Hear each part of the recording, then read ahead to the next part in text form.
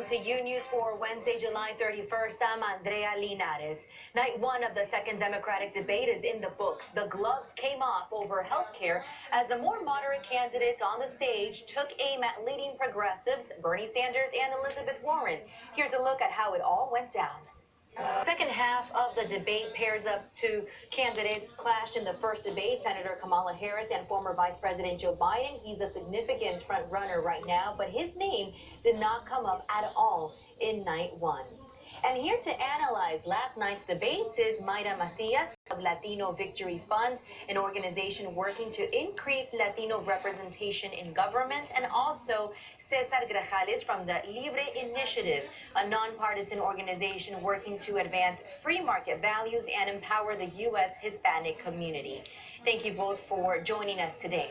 Thank you. In other Washington news, the Fed is expected to cut its benchmark interest rate by 1/4 percentage points, and this would be the first rate cut since December of 2008 during the Great Recession. At a hearing on Capitol Hill, President Trump's nominee for the nation's second highest military officer denying allegations of sexual assault as his accuser, an Army colonel, sat just a few feet away. Maite Interiano has more.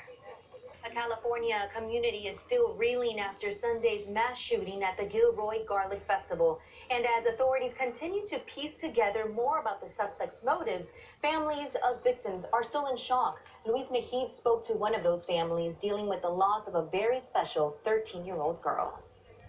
Coming up next, why the ACLU says is an epidemic in many cities around the country, but Peggy Carranza brings us the story of a man in New York City who chooses to be homeless. He says he saves tens of thousands of dollars a year that he invests in properties in Mexico.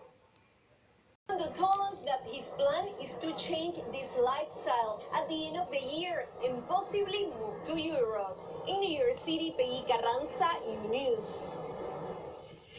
Up next, a disturbing scene. Welcome back to Unews. Police in Florida arrested dozens of men after attempting to have sex with minors. The operation was caught on camera as the predators arrived at a meetup place and instead found detectives waiting. Lorraine Cáceres has the story. This is the sixth time that authorities in Sarasota County conduct this type of sting, and they expect to continue. These men were looking to have sex not only with girls, but also young boys, and authorities say for some of them, the intention was to also traffic the children. Andrea, back to you. Thank you, Lorraine, for that report. Jeffrey Epstein returned to a New York City court for the first time today since he was found injured and placed on suicide watch. The multimillionaire on a street in suburban Philadelphia got a very unexpected and shocking surprise on Tuesday morning. An abandoned newborn baby, just hours old, left on a porch. Angie Sandoval has more. Coming up next, a mansion up for auction. Drug trafficker is up for auction in Mexico City. The auction comes years after it was confiscated in relation to a case against its owner, a Chinese-Mexican businessman. Gianni Aponte has more. Every year, hundreds of people die when their car ends up in canals. Distractions, speeding, or perhaps alcohol might be factors, but what should you do if caught in a similar situation? Axel Turcio spoke to fire rescue authorities to find out. How about this? Getting hired by a text? Yup, that's happening. But first, details on Google's new smartphone. Annabelle Sedano has today's tech report. Annabelle. Hi there, that's right. And we begin your tech news with this. Google has revealed that the Pixel... So there you have it. I'm Annabelle Sedano, and that was your daily dose of tech news. In consumer news, Apple says iPhone sales for the quarter fell to about $26 billion, and that's I want for a preview to stories in the second hour. And for that, we head to Carolina Sarasa, who's standing by, telling us what she's been working on. Caro. Thank you, Andrea. We do have a lot more coming up today. A lot of controversy in California. Today, we have more details on new efforts to obtain President Trump's tax returns.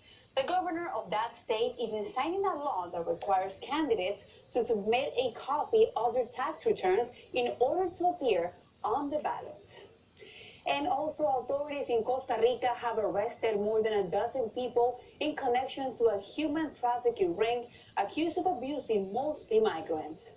And take a look at this story. The bus drivers being called heroes, they spotted small children on the road and were able to reunite them with their families. This story and more coming up shortly. Back to you, Andrea. So much, Caro. We'll be waiting for you. But first, coming up next, right here on You. Welcome back to News. And now we have a very special interview. He's stolen plenty of hearts on social media. He's adorable. And now, one of the world's most famous and successful movie franchises is back. Fast and Furious, Hobbs and Shaw hits theaters this weekend, and Daneda Polanco got a chance to chat with one of the spin-off stars, Dwayne Johnson. So down to earth. And now in Virginia, wounded veterans are helping children with... Stay tuned. We have much more information coming up next with Carolina Sarasa. Thanks so much for watching. Have a great one.